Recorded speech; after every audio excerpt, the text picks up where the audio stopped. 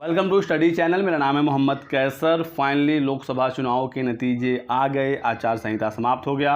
आज है 5 जून और यूपीपीएससी का एग्ज़ाम कैलेंडर भी आ गया, जिसका इंतज़ार काफ़ी समय से छात्र कर रहे थे। पेपर लीक के सदमे से उबरा आयोग। जब से आरओ 2023 की परीक्षा 11 फरवरी को लीक हुई थी, तब से लेकर यूपीपीएससी बिल्कुल डिस्टर्ब हो गया था। तमाम परीक्षाएं पीसीएस वगैरह की स्थगित हो गई थी।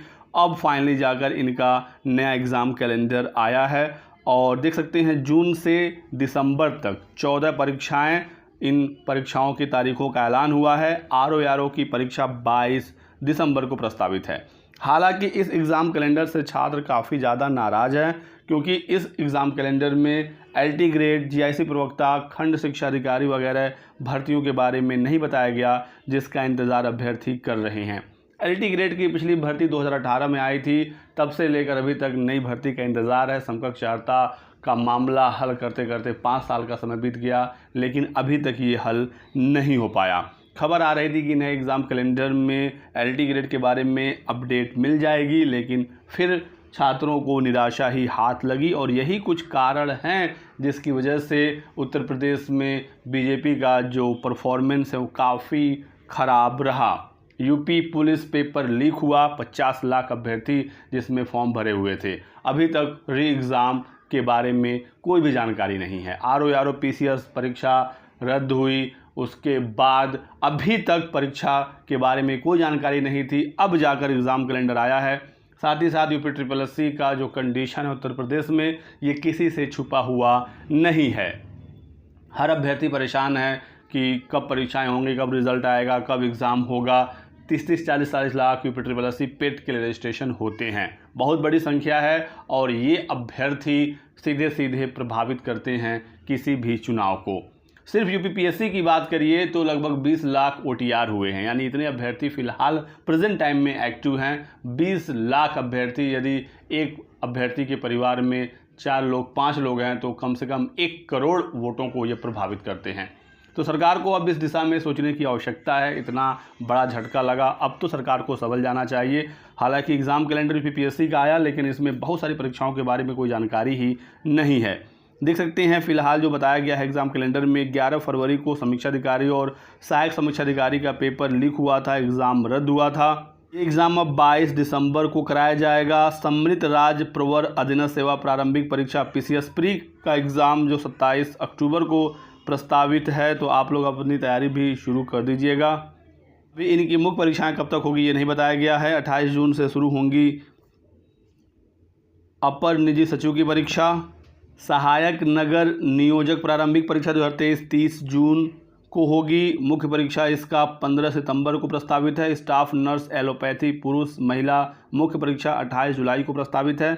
कुछ तिथियां रिजर्व भी की गई हैं। यदि कोई नया विज्ञापन आता है तो इन रिजर्व तारीखों में परीक्षाएं कराई जा सकती हैं, जैसे एलटी ग्रेड वगैरह का हुआ। देखते हैं कब तक एलटी ग्रेड वाला विज्ञापन आता है। और अब तो सरकार को सीरियस हो ही जाना चाहिए। तो एक नज़र में आप देख सकते हैं अपना एग्ज़ाम कैलेंडर यूपीपीएससी का। 28 जून से परीक्षाएं शुरू हो रही हैं और आप चाहें तो इसका स्क्रीनशॉट ले सकते हैं। ये सारा यहाँ पर आपको परीक्षाओं के बारे में जानकारी मिल जाएगी।